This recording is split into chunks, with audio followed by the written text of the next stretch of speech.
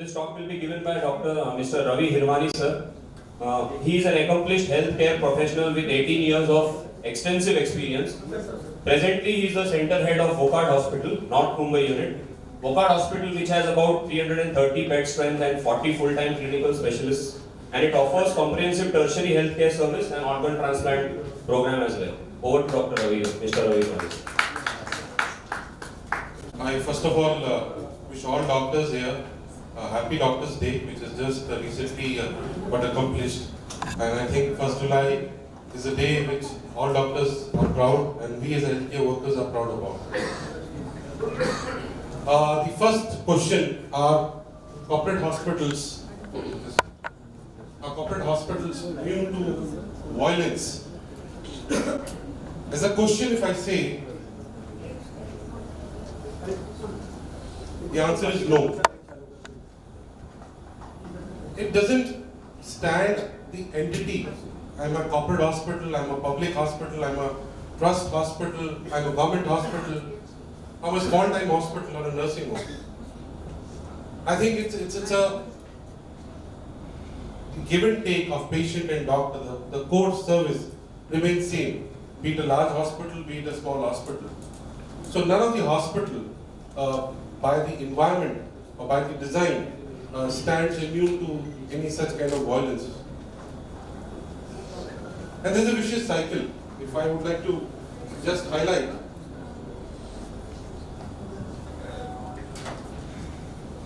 any violence happens, there's a loss, there's anger, there's a frustration, a little bit of protests and strikes come as unity. In the public hospitals, because of asthma, differences, dictations of court, and strike calls off. And back to square one. And again, somewhere you hear in some stories, in some papers, in some TV channels, again there's a violence. So it's a vicious cycle which keeps on happening, which is happening over and above. Let's understand why this happens. We as a society, we as community, we are aware that now the societies are demanding. It's not the olden days where the relationships were different. There was more warmth. Availability of knowledge, right or wrong, it's there. For me, it may be right, for somebody else, it may be wrong. There's a lot of aggression, very instant things we want for everything.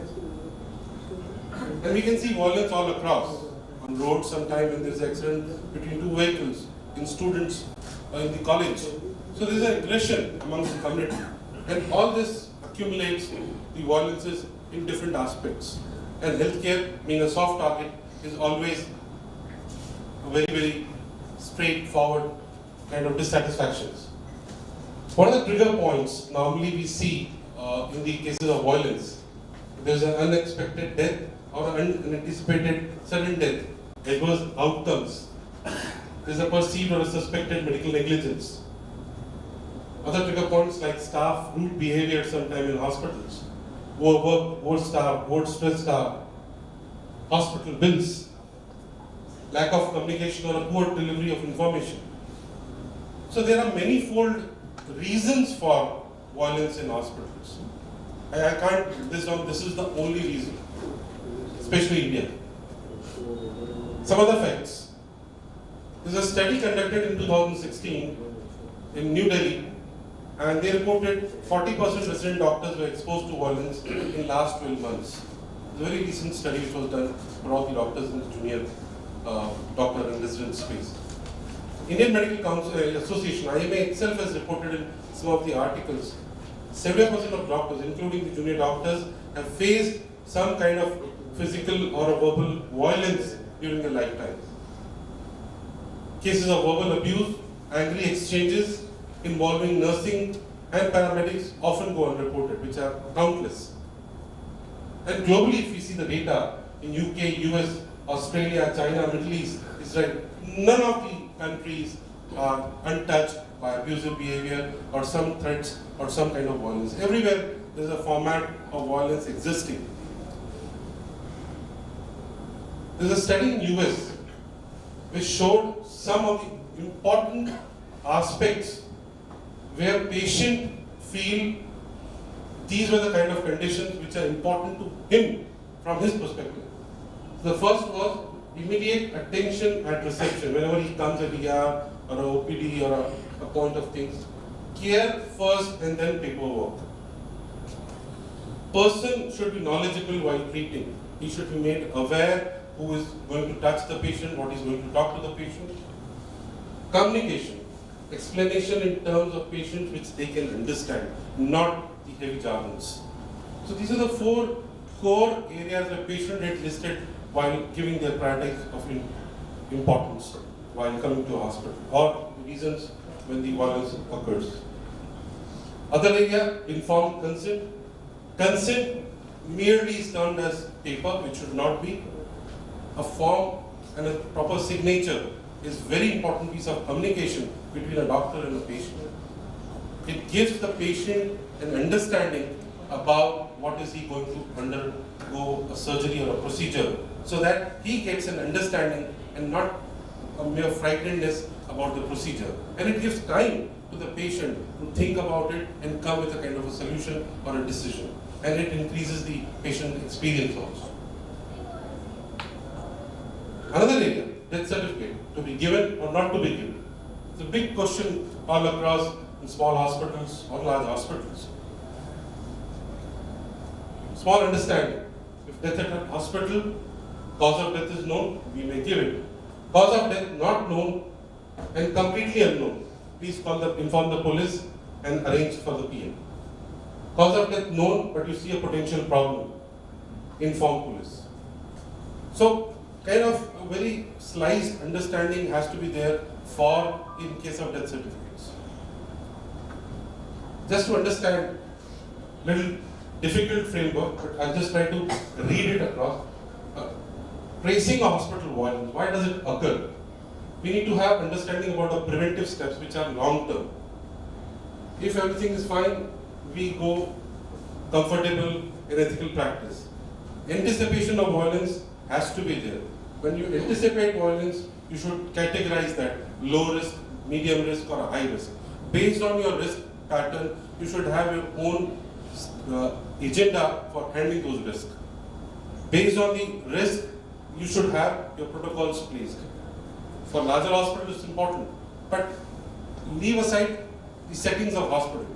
In your own settings, whether it is a 10-bed hospital or a 20-bed hospital, we ourselves should define our risk profiles of hospital and the kind of protocols putting in place for such kind of tracing the hospital violence. According to International Association of Healthcare Security and Safety, there are very different guidelines which has been practiced and are being practiced all across US. We need to identify risk in a hospital or a healthcare setting. We need to understand what are the escalating behaviors. Normally violence is the outcome. It's the end of any unsatisfaction which was mounting as a heat. It is not the kind of final setting which happens as an outcome.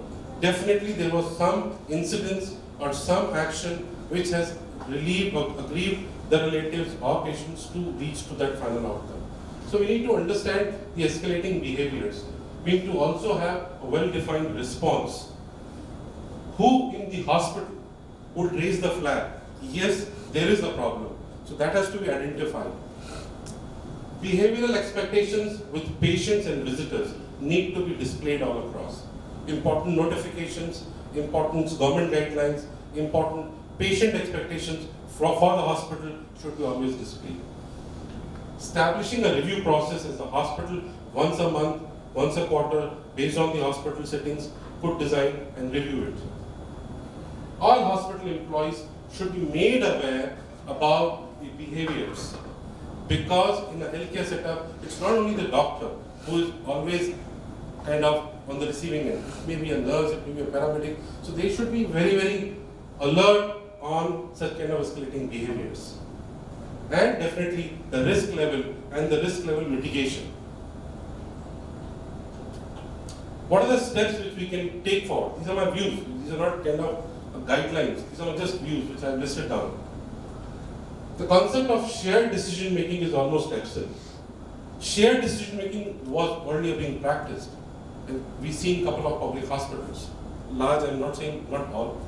So shared decision making means if there is a patient who's critical, an intensivist, or maybe a specialist or a special, so there has to be a shared decision making with the patient relatives and talking about the holistic approach, 360-degree approach about the probabilities of the outcomes. So that gives the confidence and trust winning amongst the relatives. Second, let us review the time spent with patient. If he's a stable patient, if he's a critical patient, if he's a poor prognosis patient, let's review the time we spend with the patient. Identifying the risk areas across hospital, which are my most prone areas which are risk oriented, ER, OT, or any other areas. So we need to have a plan of mitigation in all these areas. Build a very proactive plan of handling crisis. If there's a crisis and you alone have to handle it, better be prepared. If you can't, be out of the situation, call the police. Continued communication is very important. Gone are the days when science was weak and medicine was not considered as a magic and religion was strong. Today, when science is strong and religion is weak, medicine is considered to be magic. So gone are the days. So we need to be understanding about that. We need to reduce the mismatch between what patient expect and the delivery received by the patient. So that mismatch also will reduce such kind of aggrieved behaviors. We need to be updated about the local laws which are prevailing on the land. Most of the hospitals, I'll ask a question, how many of doctors are aware about the laws? Please raise your hands. So there are very few. The picture is very clear. So let's be prepared to handle. And gone are the days. This situation may be in X hospital or Y hospital or Z hospital. So let's be aware what are the important rights of a doctor, what are the important information I should have in the hospital, because I am going to practice not only for a day, but for a long term. Organizing such kind of seminars where not only doctors, but tripartite, media journalists, the legal cell, the NGOs, they all are part of this. So they also have their views, we also have our views to share amongst them and bring that kind of harmony between these three-dimensional perspectives. Another area which are more into environment, we should have a crisis rush team, internally, not externally, which handles the communication, which is the most important piece at that moment. I handled recently one of such occasions, few of the friends were there to handle the vandalism. So it's very important, you should define internally a crisis rush team, which he may be a guard, he may be a pharmacist, he may be a nursing head, anybody, but you need to define a crisis rush team, which comes and diffuse certain elements. Security or supervisor, if they are present, they should not be mere spectators, but they should be trained for responsiveness of handling the routine scenarios and a different plan for emergency scenarios. It should not be that I give paracetamol to a pain and to a treating a brain injury. So there has to be different solutions for problems are complex, so the solutions also have to be complex. Good electronic surveillance. Insurance has to be there for you, professional indemnity, property, everything needs to be covered because you don't know the kind of scale it may lead into. Call for help numbers. So it's important to know, but awareness to all these staff is most important. At the 11th hour, if something happens, I only search which number to call. Arey doctor saab se pucho, arey usko malum tha. Nothing. It has to be there where it has to be. Inform police if required and file the FIR is very, very deemed important. So that there is a piece of legal work to start. Patient's medical record, very, very important in such scenarios, and we should have a kind of captive of the patient medical records. Photographs of the incidents, evidences to be created, medical checkup if there is any kind of injuries happened to the staff, and need to report to the FIR office. Some other thoughts. We need to work definitely on the fractured doctor-patient relationship. As a society, as a community, we would like to work together. As Dr. Agrawal pointed out, there's a very important piece which is missing is the primary health care. So increased participation, making them also, because earlier it was, now slowly it has, the patch is there, but the work and the importance need to be highlighted. There's no universal strategy. This will work in that scenario. There's nothing of universal. There has to be a comprehensive violence prevention program, which each hospital, maybe case to case, may have a different policies, but needs to understand that and needs to put in paper, make to people aware, and need to practice it. So, in the conclusion, I'll say cure where possible, care always, communicate maximum. We may have our own numerous problems, but most important, patients are also troubled more than us. Never comment adversely on another worker's efforts. It is not the strongest of the species that survives, not the most intelligent, but the one most responsive to change survives. Thank you.